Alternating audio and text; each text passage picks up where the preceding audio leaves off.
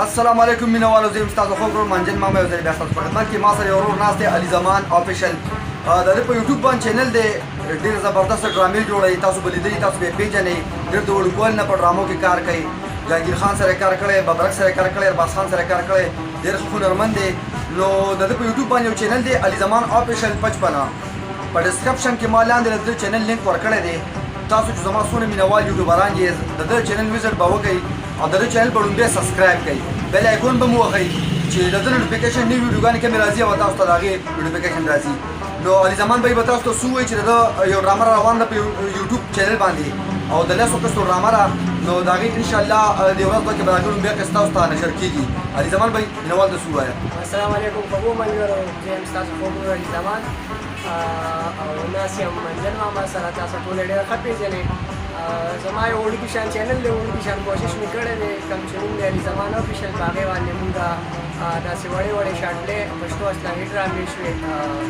مزاحي ډرامې شوې دا به ورکوو چینل مو ستاسو لپاره جوړ کړی ستاسو سپورټ ضرورت دی نو منجل ماما باندې مې تاسو ته سپارښت وکړو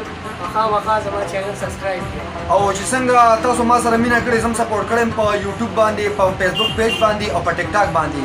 نو دغه شان به ان شاء الله تاسو کوشش دی چې تاسو زموږ د ورورم سپورټ کړئ ډیر لکه ډیر ټیلنټډ دی مړه د درد صفات نشم کولی د کار به تاسو په یوټیوب چینل کې وګورئ چې د څنګه کار دی او څنګه کوالټي والے ویډیوګانې ډرامې د جوړ کړي دي اصلاحي ویډیوګانې پکې شته ډېر زبردست مزیدارې کامیډي ډرامې پکې د اپلوډ کړي دي نو ان شاء الله د بل ورځ نه د یو ډرامه روانه ده نوم یې درته نه علمه ځکه چې دا سسپنس کې ده د هغې لومبی اپیسوډ به تاسو ته میلاویږي د ده په چینل باندې خامخا وزټ وکړئ سبسکرایب یې کړئ ښه ده او باد اوسئ یو جهان مننه والسلام منجن ماما د پاکستان د ټولو نه ایمانداره وزیر اعظمانو نومونه راته واخله دومره آسان نمبر 1 پرویز مشرف نمبر 2 زرداری نمبر 3 نواز شریف او نمبر 4 دا اوس څوک دی لکه عمران خان یاره منجن ماما ما د غلو خبره نه وه کړې ما درته ایماندارو خلکو خبره کړې الکه جاوید زاده یار دا جنکې چې په بازار کې شاپینګ کوي نو دا ولې ډېره مزه ورکوي که نه میک اپ کول ولې ډېره مزه ورکوي نه مړه چغلي کول ولې ډېره مزه ورکوي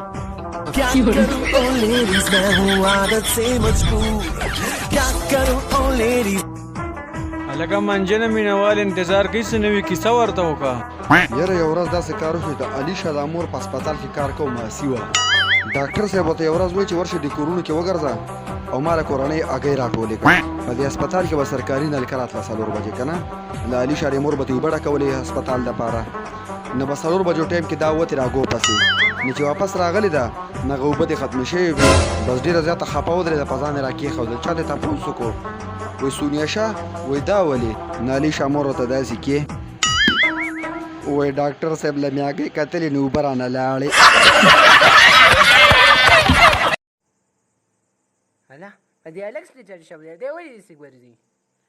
خبر یاره هفته وشوه دی باډ بلډینګ له ځي ښه زما خو بیا لسمه ورځ ده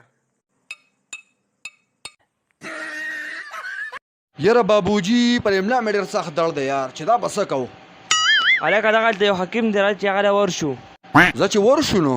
اوهو ستا خو د ملا پټې بیخي ختمې دي دا څه وی حکیم صاحب نو د دې څه علاج دی کورنۍ انډې پیو کې اچوه او هغه سکه بس دقه ستا علاج دی هلکه تا ته حکیم صاحب د ملا لپاره څه وښوله یاره حکیم راته ملا لپاره ګوره هګۍ وښودې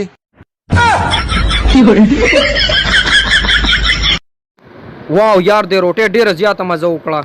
هلکانو یار یو پیپسي نه وایم او ووایه پیپسي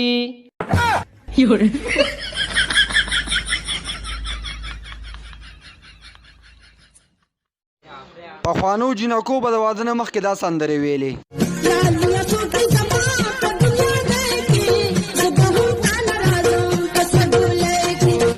او اوسنۍ جینکې د واده نه مخکې داسې سندرې وایي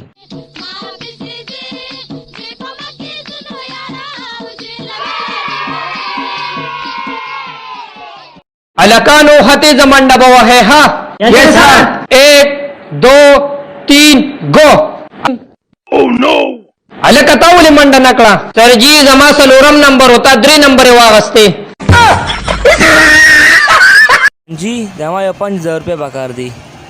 صحیح ده که نه در به کمه خو دا راته ووایه چې واپس کې به راته کله پوره یو میاشت بعد هلکه داسې کار دی اذان یې وکړو راځه ړومبی دا مونځ کوو بیا به د هغې نه بعد دله پیسې درکم نه خانجي دا ما اوس پکار دي مونځ پرېږده د خدای تعالی ظالمه چې تر الله تعالی فرض نشي ادا کولی نو ته به زما قرض ادا کړي زه ورځه نه در کومه ستا د درملنګ یما ستا د درملنګ یما ملنګ مې